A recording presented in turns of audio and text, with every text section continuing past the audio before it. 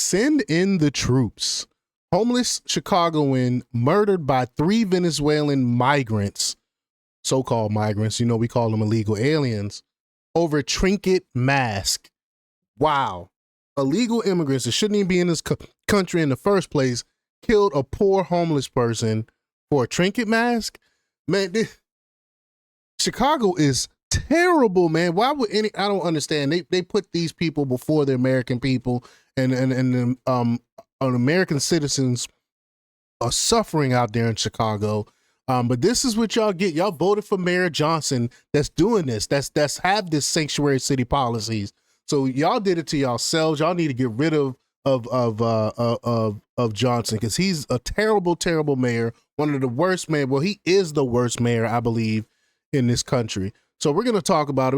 We're gonna play a clip in here what the local Chicago channel has to say about what happened. But before we get started, go ahead and hit that like button. Share this out so we can get this information out there. Subscribe if you're not already a subscriber, and hit that alarm bell so you know when I'm putting out new stuff. Also, check out my link tree in the description. There you'll find a link to my Patreon where I talk about things that I can't talk about here. There's also a link to my Instagram and my X account, so follow me there as well. All right, so let's get into this news. Now, this comes from the Discern Report, and they report that in the shadows of Chicago's towering skyline, where the wind off Lake Michigan once carried promises of opportunity, a senseless act of violence has stripped away another life. An unnamed homeless man lay dying in an alley after being stabbed repeatedly by 3 Venezuelan teenagers now facing murder charges.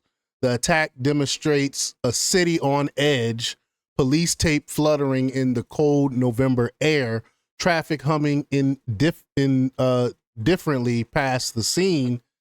It's the kind of story that doesn't make national headlines until it piles up, but this one has, thanks to a growing chorus demanding action from Washington. The details are as grim as they come. Authorities say the suspects, all minors who entered the U.S. as so-called migrants, allegedly ambushed the victim in a brazen assault that left him bleeding out on the pavement. Chicago Police Superintendent Larry Snelling confirmed the arrest late Tuesday, calling it a heinous act amid a year that's seen too many like it. Now, Mayor Johnson believes that we shouldn't lock these people, these young scholars, these teenagers up in prison, in jail. He thinks there's other ways to deal with this. He wants to get rid of jails. He wants to get rid of prisons. So what are you supposed to do with people like this? But here's the rub. While the city's overall violent crime numbers have dipped, homicides down 29% through October compared to last year, according to the latest from the Chicago Police Department and the Council of Criminal Justice, this incident cuts through the stats like a knife. 1 life ended, a family shattered, and a neighborhood left wondering if the progress is real or just a temporary lull.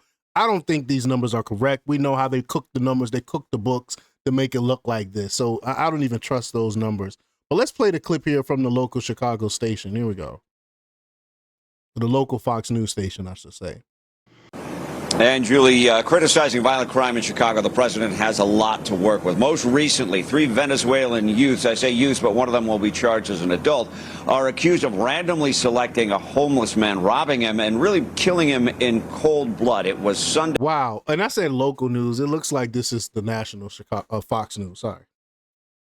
Morning when it happened. According to reports, a homeless man robbing him and really killing him in cold blood. It was Sunday morning when it happened. According to court documents, the 3 Venezuelans happened upon the 49-year-old sleeping in the street. They stole a skeleton mask, a knick-knack the man kept with him, and when he got up, one of them beat the man with a rod. The other, identified as Winiker Rodriguez Vasquez, allegedly stabbed him in the back and killed him. The documents say they were found with the stolen mask as well as the murder weapon. That happened on the same weekend when they were so dumb. See, this not that bright. They're so stupid. They actually kept the murder weapon. So dumb. tree-lighting ceremony and after-party erupted in gunfire. 7 people were shot, ages 13 to 17. An hour later, a 14-year-old named Tyson Floyd was shot to death very near the federal courthouse downtown. All of this happened in the Loop, Chicago's business district. Illinois Democrats have been arguing that violent crime is down since the pandemic-related spikes in murders and carjackings, but one Chicago alderman objects to that. Yeah. This is a moment in time when we're focused on street violence and we're focused on some of the random acts that have resulted in these horrific deaths and injuries. We need to seek solutions for that. The answer to that is not to simply say, oh, crime is down, so let's just forget about this. That is absolutely unacceptable. Wow, a Democrat with common sense, with some logic there. Wow, can't believe it. Possibly the most shocking incident is the woman who was set on fire while riding the L train, also in Chicago's Loop. Eileen O'Neill Burke, the Cook County State's attorney, posted today that this is a tragedy that never should have happened. She's referencing the fact that the alleged attacker, Lawrence Reed, had a 3-decade history, as you mentioned, with 72 arrests, a past with alleged arson attacks and attacks on women. Still, despite the objection of prosecutors, he was allowed out on electronic monitoring. Court records show he repeatedly ignored the curfew on his electronic monitoring or home confinement and was still walking free when the woman was set on fire on the train. So how does that happen? How does you repeatedly break curfew with the ankle monitor and still allowed to be out on the street? He shouldn't have never been out on the street in the first place with 70-something charges. This dude, I mean, Chicago is nuts. Their soft on crime stuff is hurting people. President Donald Trump didn't mince words on Truth Social, blasting the killing as the latest proof that Chicago leadership has lost control. Quote, Democrats are 100% derelict, he wrote, echoing sentiments from supporters who've watched the city's migrant influx strain resources and in cases like this turn deadly. Trump, fresh off deploying federal agents to Washington, D.C., in a move that slashed murders there by double digits in weeks, is now eyeing Chicago for a similar surge. Quote, send the troops, he urged, pointing to the Insurrection Act as a tool to override local resistance.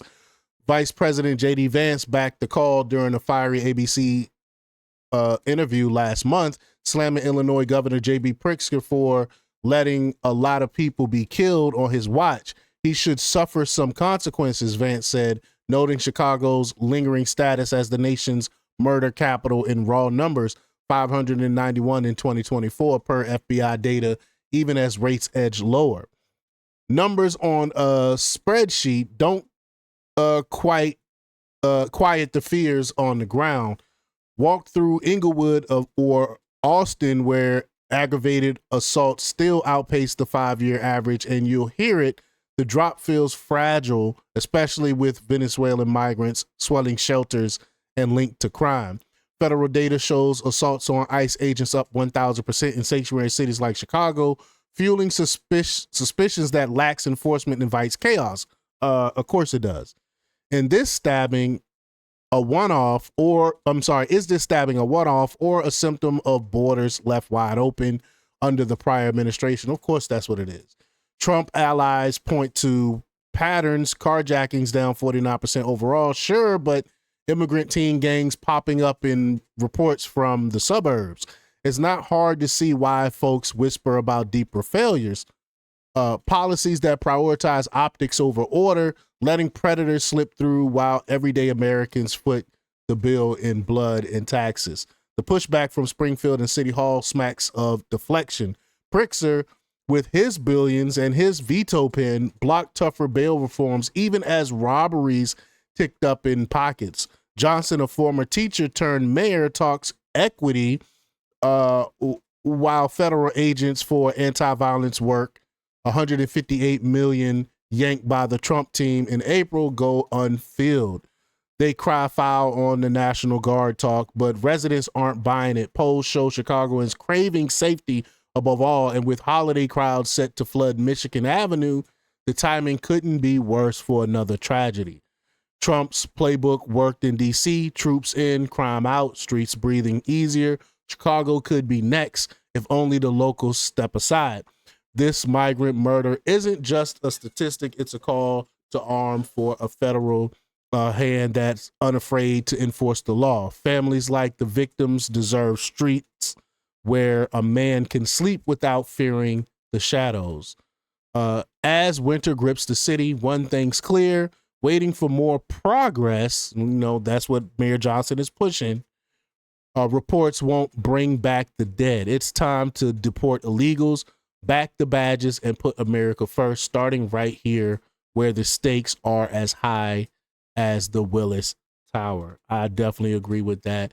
Put more guardsmen on the streets to protect cities like Chicago, because God knows the mayor won't do it. But y'all let me know what y'all think about this. Leave y'all comments down below. Like, share, and subscribe, and check out jjthepsychotherapist.com for the latest in news. Until next time, peace.